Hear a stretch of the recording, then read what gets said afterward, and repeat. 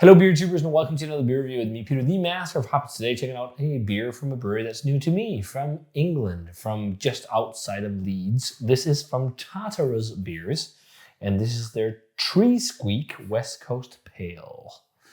So I got this one on Beerdome, the awesome web shop in the Netherlands that's been sponsoring this channel for a long time. Check them out, guys. Their selection of beer is fantastic. You've probably seen it with all the crazy American stuff, but they also get, of course, beers from around Europe, like this. So I saw this, they had a West Coast Pale Ale, and I was like, that would be fun to try. And they also had a Mexican-inspired Imperial Stout, and I thought that would be fun to try as well, aged in tequila barrels.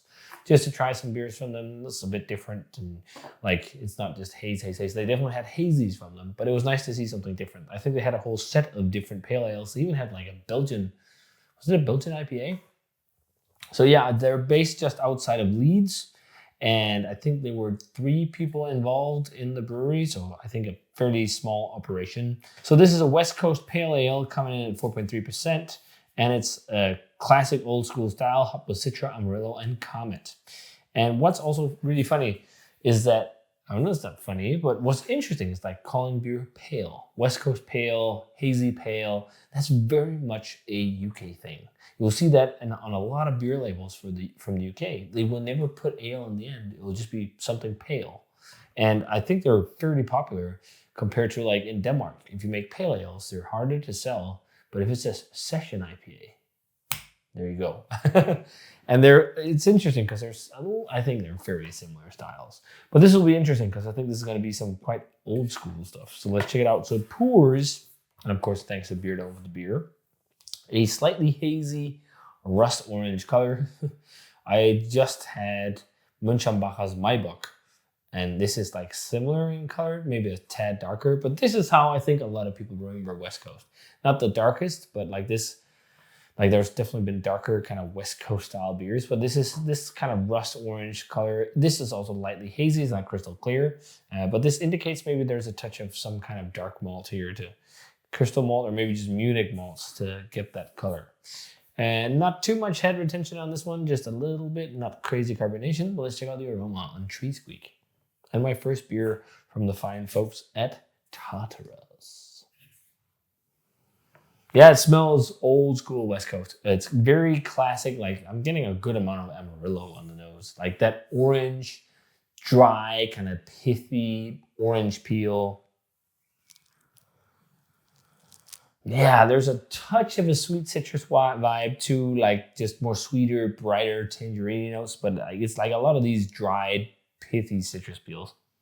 It's not like massive aromatic and hoppy, but it smells pretty decent. Like pretty easygoing, pretty, it smells like a pale ale. Something you can drink all day. There's definitely also like small notes of like toffee vibes or something like that to it, or like a biscuity breadiness.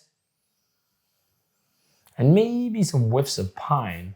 So they use Comet. You don't see that hop anymore at all, really. I wonder if that's for bittering they used it, or they're actually using it as an aroma hop. And then, of course, also Citra. But I really think Amarillo, for me, is what really shines. Almost like a little bit of a marmalade tone. But let's try it. Check it out. Cheers. Thanks for Beerdome for the beer. Thanks for Beerdome. Thanks to Beerdome for the beer.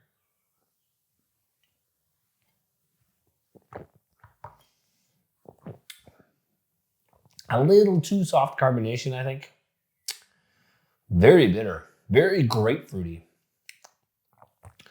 Yeah, the CO2 level is like, it's on the lower end. There's definitely got some CO2, but like for West Coast, it could have some more. Bitter grapefruit, piney, resiny. Definitely a good amount of hot side hops on this one. It's very old school. Really drying, pithy. That like orange zest type of thing is there. Slightly kind of sweeter marmalade-y notes. Also that kind of toasty breadiness to this one. Like it tastes very much like someone trying to do something similar to Sierra Nevada Pale Ale. But not succeeding as well. Like I don't think it's a terrible beer at all. It's actually fairly nice. But it's just like a little bit too dull, I think, with the CO2 level. It's like, it's not flat, but it's like really gently carved. And that's like my biggest beef with this. It's not like really getting me fired up, I'll say. I prefer the modern approach that a lot of brewers on the West Coast in the States are making at the moment, where they're like really bright and tropical and dank and all this. Like this gets into loads of resin, loads, like there's even like really bitter drying black pepper. Like even because there's so many resiny, sticky, really hop flavors in here, all the top notes are like gone. Like there's some orange and tangerine. Like I think if you pair it a little bit, like do all the bright stuff and dry hopping and do a little bit of the deep notes, you can get some really good stuff. But when you go like too ham, I think it's personally for me it's better just being more bright. But if you go too ham on like these really intense like resiny flavors and whatever like that, you don't get all the cool nuances, to me at least, of the hops off. You don't get all the brightness and all the like fruitiness that you can pick up from the hop, like Citra, for example. It can be very, bright and tropical and things like that. I'm just judging by the flavor. I think Amarillo shines the most, but that's just a personal preference thing as well. So by style, this is quite correct, but this really tastes like, West Coast pale ales that were done a long time ago. Like not a lot of people brew beers like this on the West Coast anymore.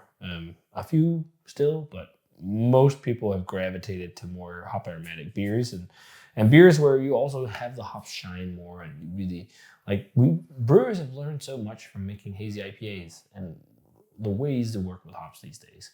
So of course that's going to be incorporated in some more classic styles. But I still think it's good. It's a beer that for sure I would be happy to drink on draft or revisit again. I would just wish for it to have more CO2. That's my biggest grief. So I'm going to like 86, something like that, 87, maybe even actually 85. I think it's nice.